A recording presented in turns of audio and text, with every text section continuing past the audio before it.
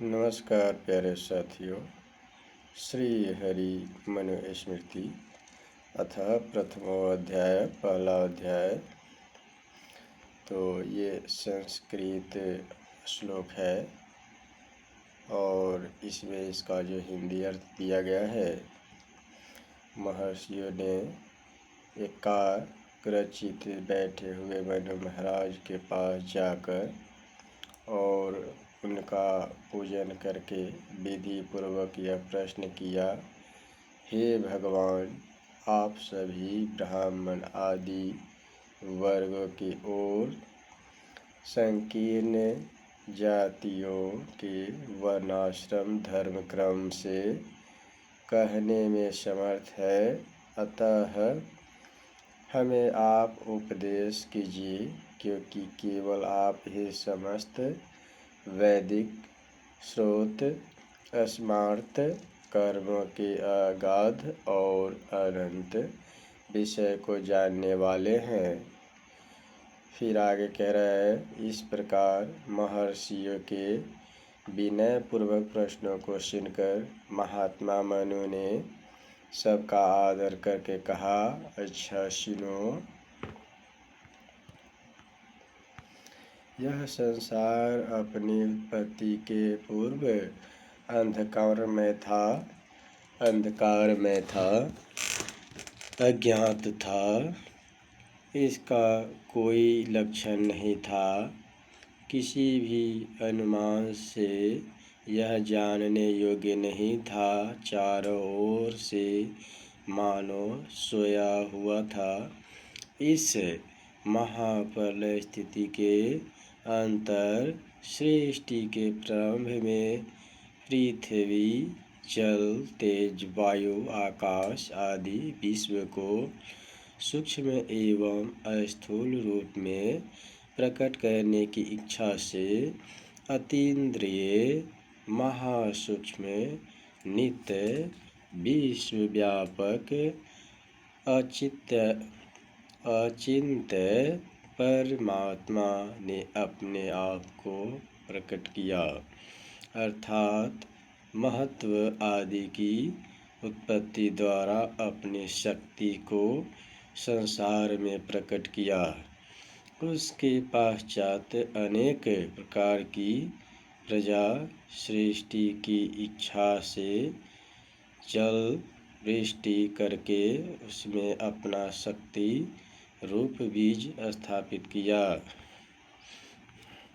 वह बीज ईश्वर की इच्छा से सूर्य के समान चमकीला स्वर्ण के रंग का गोला बन गया। उसमें से संपूर्ण विश्व के पितामह स्वयं ब्रह्मा जी का प्रादुर्भाव हुआ। जल को नार कहते हैं, क्योंकि जल की उत्पत्ति न नामक परमात्मा से हुई है। जल में ही परमात्मा ने ब्रह्म रूप से पहले स्थिति की है। इसलिए परमात्मा को नारायण कहते हैं, जो सारे जगत की उत्पत्ति का कारण है, अप्रकट है, सनातन है, सत असत पदार्थों का प्रकृतिभूत है। उसी से उत्पन्न वह पुरुष संसार में ब्रह्म नाम से जाना जाता है। ब्रह्मा ने उस अंड में 1 वर्ष ब्रह्ममान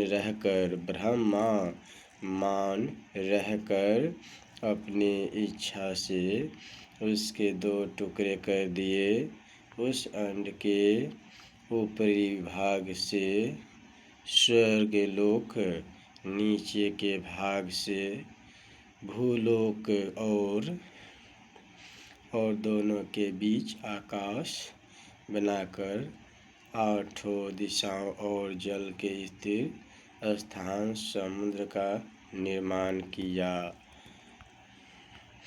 सृष्टि की उत्पत्ति कैसे हुई है, इसके बारे में हम लोग चर्चा करेंगे। ब्रह्मा ने उस परमात्मा रूप प्रकृति से मन उत्पन्न किया।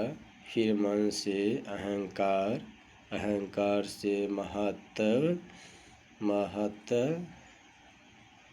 महत्व, सत्व, रज, तम, तीनों गुण और शब्द, स्पर्श, स्वरूप, रूप आदि विषय के विषय रूप 5 ज्ञानेंद्रिय और अहंकार, इन 6 के सूक्ष्म अवयवों को अपनी अपनी मात्राओं में अर्थात शब्द स्पर्धी में मिलाकर समस्त चल अचल रूप विश्व की रचना की।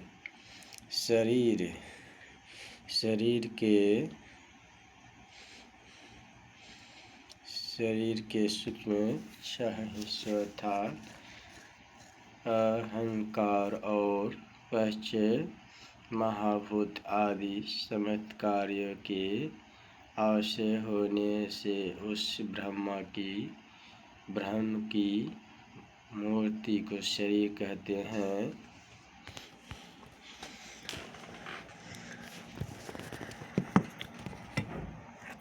फिर आगे हम लोग देखेंगे।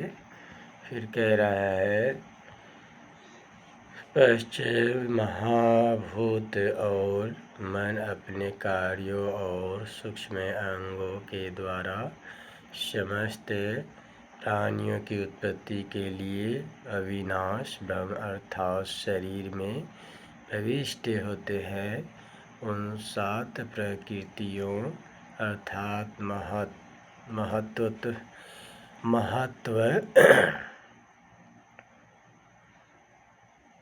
महातत्व, अहंकार और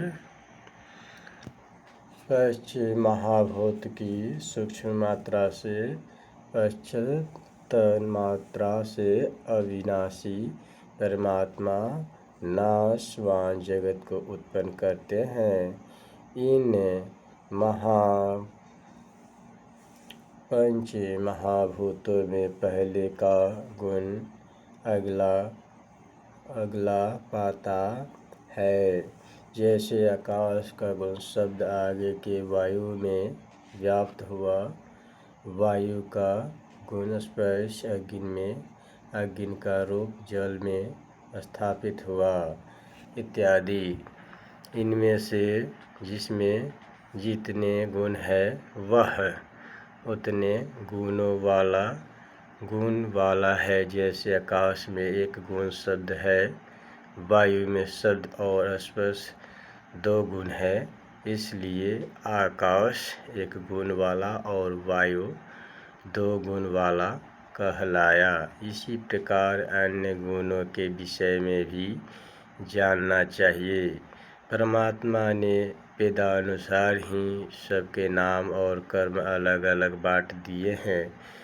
जैसा गो जाति का नाम गो, अश्व जाति का अश्व और कर्म जैसे ब्राह्मणों का वेदाध्ययन आदि, क्षत्रियों को प्रजा रक्षा आदि जैसे पूर्व कल्प में था जैसा कि रचा गया है।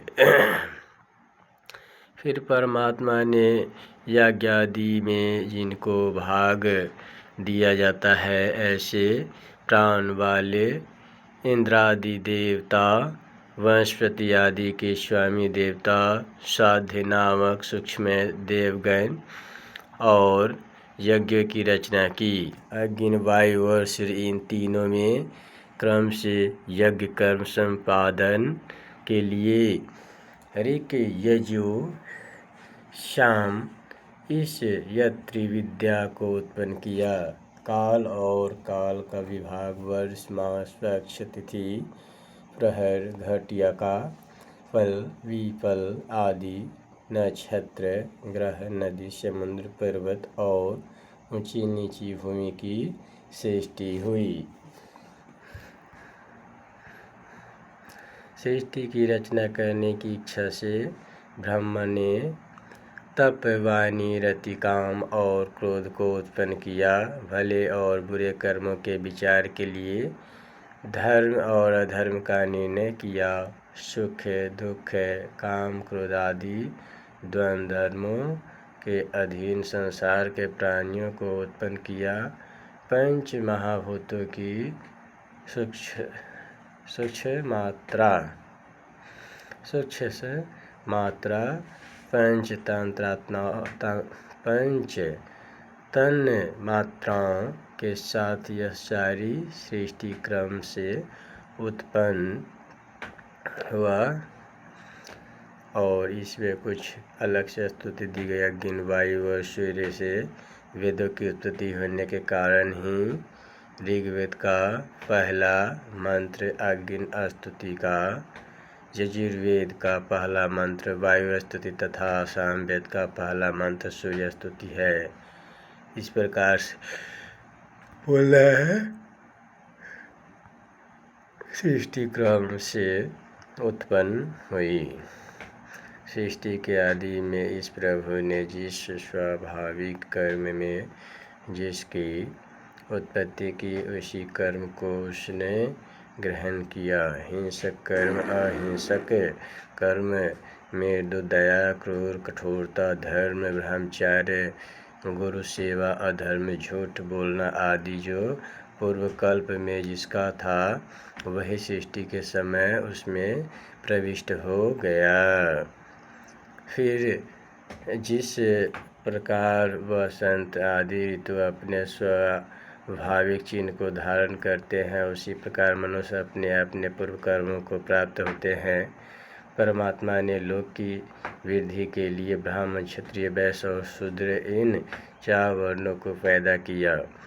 इनमें विराट रूप परमात्मा के मुख से ब्राह्मण, भुजा से क्षत्रिय, उरु से वैश्य और पैर से शूद्र उत्पन्न हुए। परमात्मा ने इस संसार को 2 भागों में विभक्त करके एक को पुरुष तथा दूसरे को स्त्री बनाया और स्त्री भाग से विराट पुरुष को उत्पन्न किया। उस विराट पुरुष रूप प्रजापति ने तप करके जिस पुरुष को उत्पन्न किया वही मैं सारे विश्व को उत्पन्न करने वाला हूँ, ऐसा आप लोग जानिए। मैंने प्रजा सृष्टि की इच्छा से कठिन तप करके पहले 10 महर्षियों को उत्पन्न किया। उनके नाम इस प्रकार है: मरीचि, अत्रि, अंगिरा ऋषि और पुलस्त्य,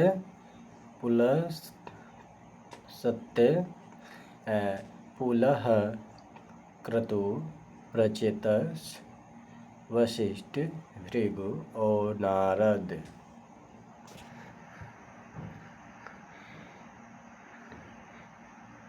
इन 10 प्रजापतियों ने दूसरे प्रकाशमान 7 मनुओं को, देवता और उनके निवास स्थानों को, ब्रह्म ऋषियों को उत्पन्न किया और यक्ष, राक्षस, पिशाच, गंधर्व, अप्सरा, असुर, नाग, सर्प, सुपर्ण, गरुड़ आदि और पितरों को उत्पन्न किया।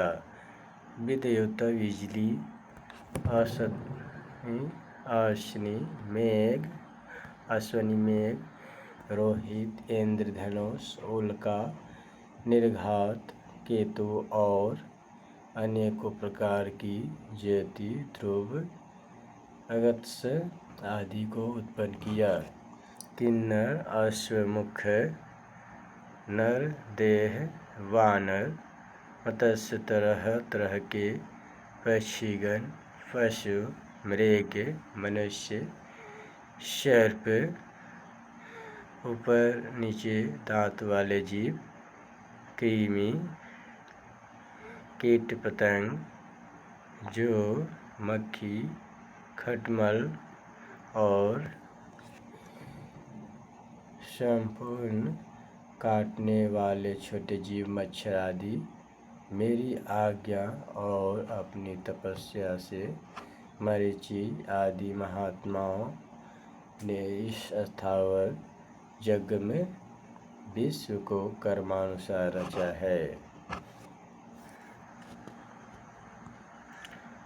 ये संस्कृत में श्लोक दिया गया है। ये आप लोग सारे वीडियो को पॉज करके पढ़ते चलेंगे। यदि जिसको पढ़ने आता है और नहीं पढ़ने आता है तो कोई बात नहीं है। इसका हिंदी क्या है कि उच्चारण दिया गया है, उसको ध्यानपूर्वक पढ़ेंगे।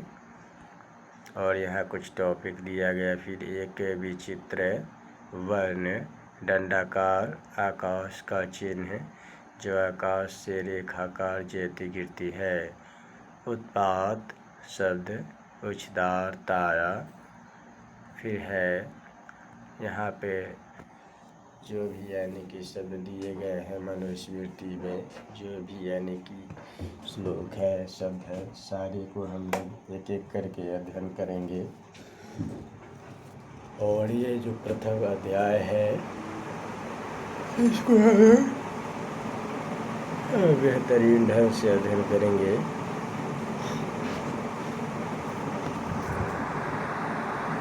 इस जगत में जिन प्राणियों का जो कर्म कहा है वैसा ही हम कहेंगे और उनके जन्म के क्रम का भी वर्णन करेंगे।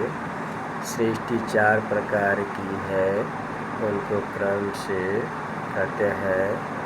पशु से ही ऊपर नीचे दांत वाले सभी, राक्षस पिशाच और मनुष्य सभी। जरायुज कहलाते हैं। पक्षी, सांप, नाग, मछली, कछुआ और जो भी शीतकार भूमि या जल में पैदा होने वाले जीव है वह सभी अंडज कहलाते हैं। अंडज कहलाते हैं।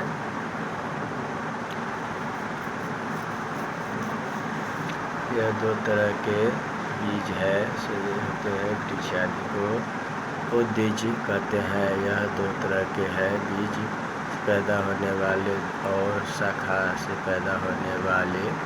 जो वृक्ष फलों के पक जाने पर सूख जाते हैं और जो बहुत फूल वाले होते हैं उनको औषधि कहते हैं।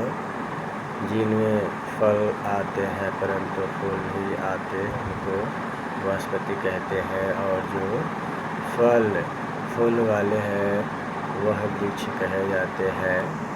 जिनमें जड़ से ही लता का मूल हो, शाखा न हो उसको वृक्ष हैं। ईख वगैरह तृण या फिर कई भांति बीज और शाखा से पैदा होने वाले लताएं जिसमें सूर्य सा निकले और वल्ली वृक्ष आदि सब उद्भिज है।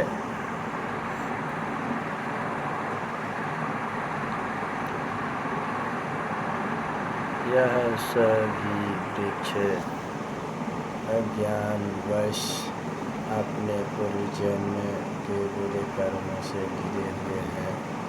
इनके भीतर छिपा हुआ ज्ञान है और इनको सुख दुख भी होता है। इन नाश भगवान संसार ब्रह्मा से लेकर स्थावर तक यही प्रति का नियम कहा गया है। उस अचिंत्य प्रभावशाली परमात्मा ने यह विश्व और जीव कर करके सृष्टि काल को प्रलय काल में गिराकर अपने में लीन कर दिया।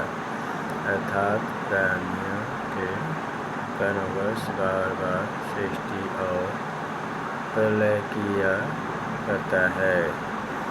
जब परमात्मा जागता है अर्थात सृष्टि की इच्छा करता है उस समय यह सारा जगत चेष्टा युक्त हो जाता है। और जब सोता है यानी प्रलय की इच्छा करता है तब विश्व का अंत हो जाता है। यही परमात्मा का जागना और सोना है। जब वह सोता है निर्व्यापार रहता है, तब कर्मात्मा प्राण अपने अपने कर्म से निवृत्त हो जाते हैं और मन भी सभी इंद्रियों सहित शांत भाव को प्राप्त कर लेता है। एक ही काल में जब समस्त प्राणी परमात्मा में लय को प्राप्त कर लेते हैं, तब यह सुख से शयन करता हुआ कहा जाता है।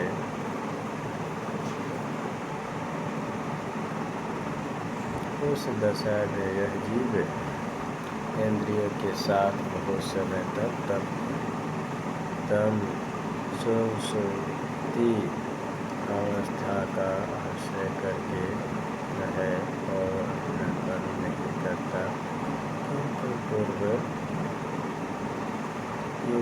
पूर्व देह से जुड़ा रहता है।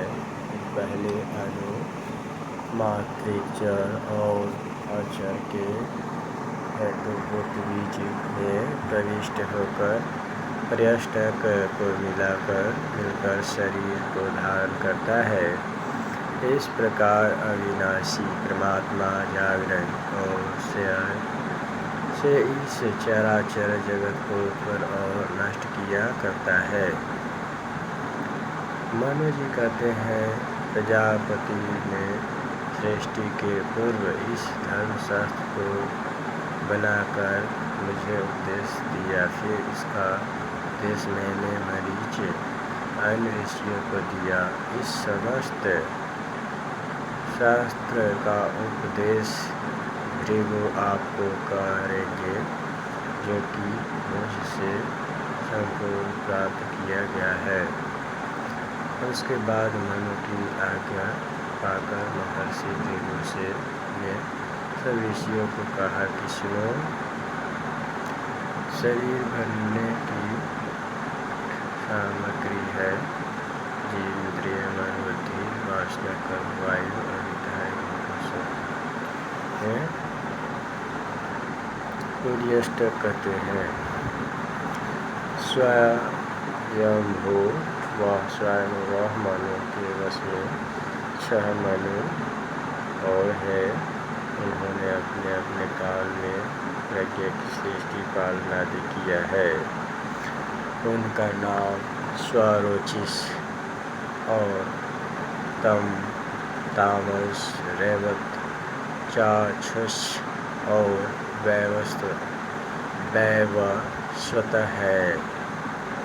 फिर हम लोग मनवत आदि काल का मान जो है पढ़ेंगे। तो ये ध्यान रखना है कि हम लोग जो है इतना ही आज स्टॉप करेंगे और फिर आगे की जो क्लास है उसको करेंगे। तो हम लोग ये 23 पेज तक पढ़ लेते हैं और फिर मनवतर आदि काल का मान कहते हैं। आँख की पलक गिरने का समय निमेष कहलाता है। निमेष की एक काष्ठा नामक काल होता है।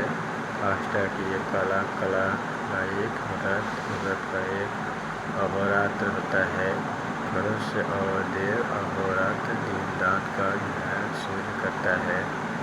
उसमें प्राणियों के सोने के लिए रात और उठने के लिए दिन होता है। मनुष्य के एक मास का, पितरों का एक अहोरात्र होता है। उसमें कृष्ण पक्ष का दिन कर्म करने और शुक्ल पक्ष की रात्रि शयन करने के लिए होता है। तो आज हम लोग इतना ही पढ़ने देंगे। फिर कल जो है हम लोग अध्ययन करेंगे। तो इसको ध्यानपूर्वक देख ले क्या क्या लिखा हुआ है। ये ध्यान रखें कि हम लोग क्या है कि फिर जो है कल से जो 24 पेज है वहाँ से स्टार्ट करेंगे और इसको बेहतर ढंग से पढ़ेंगे। ठीक है।